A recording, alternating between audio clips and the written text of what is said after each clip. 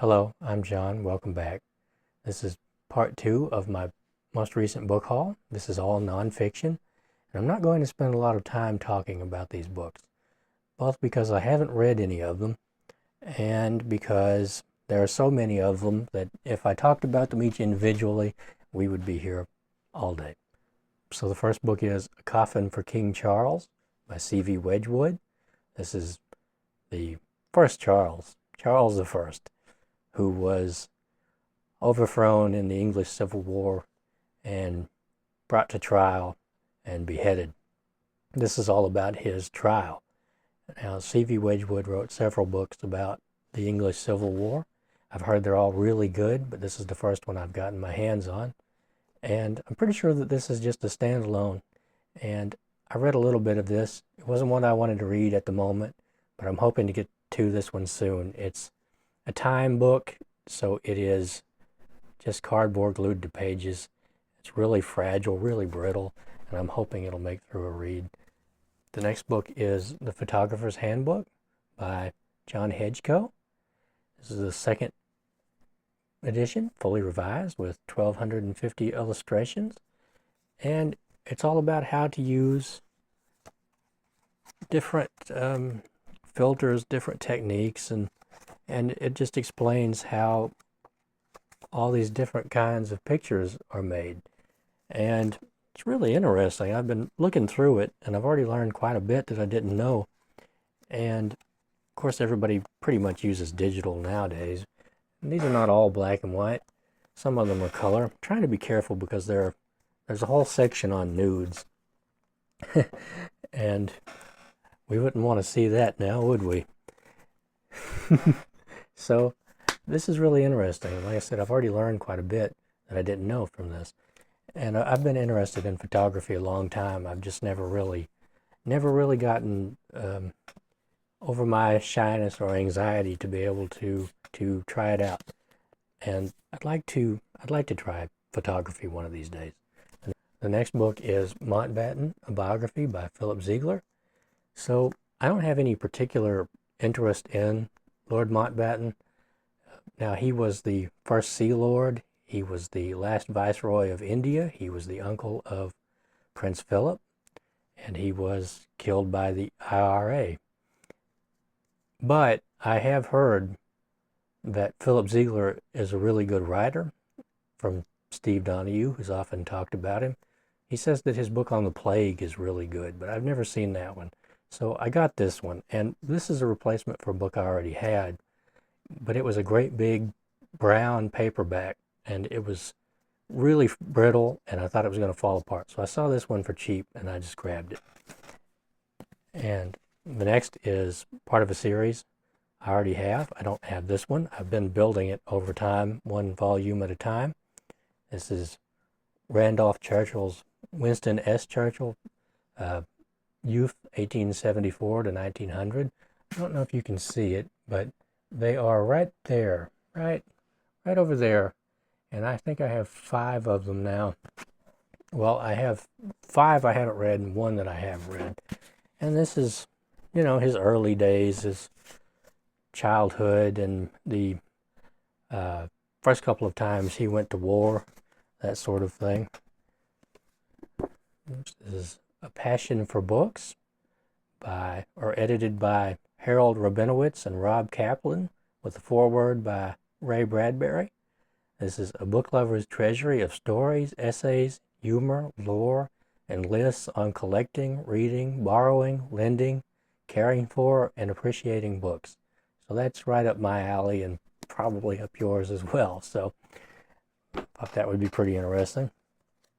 And so almost all the rest of these are war paperbacks and books about war in one form or another over the ages.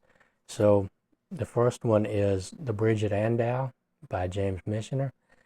And now, I only read one other book by James Michener, and I think it was by James Michener. It was the Bridges at Toko-Ri. And it's pretty short. It's one of his books that are short and not really long. I hope that's by James Michener. You'll have to forgive me if it isn't. So this is nonfiction.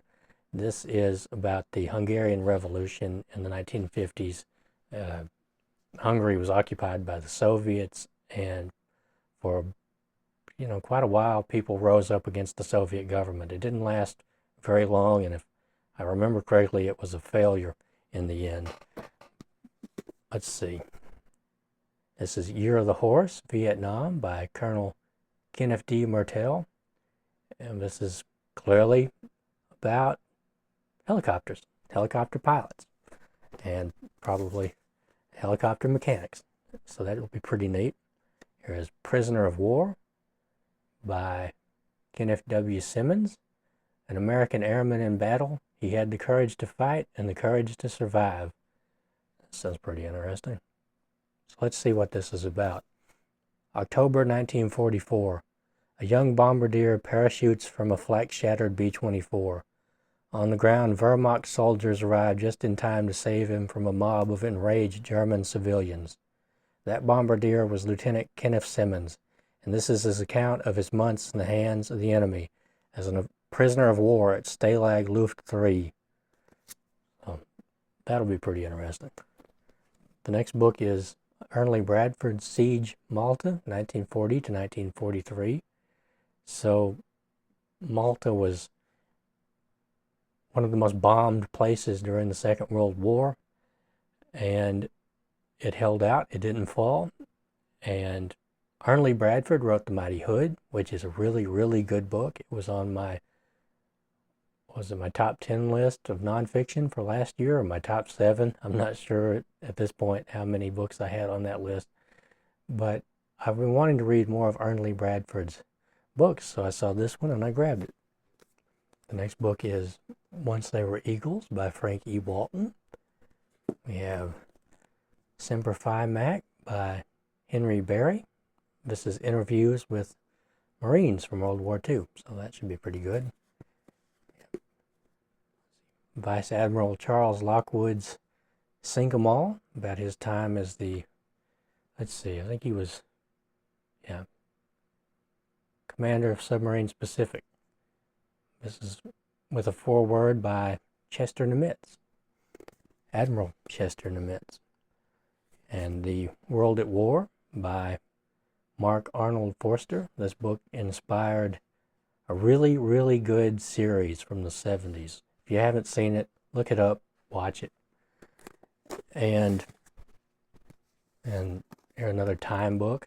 I think of this one as the stained glass cover. I didn't need this, but it was cheap, and I've already read this book. It's In Flanders Fields by Leon Wolff.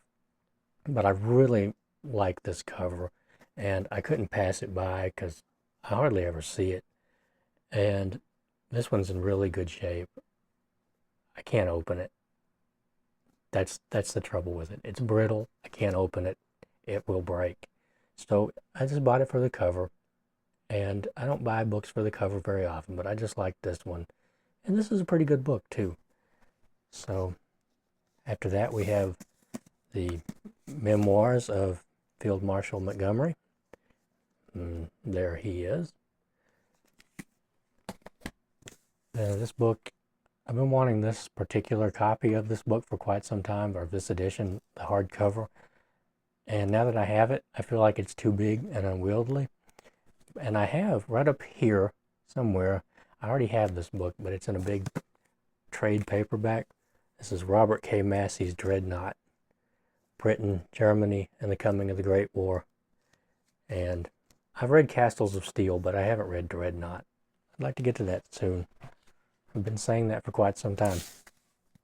And this is the last book, Wellington, The Years of the Sword by Elizabeth Longford, who was the mother of Antonia Fraser.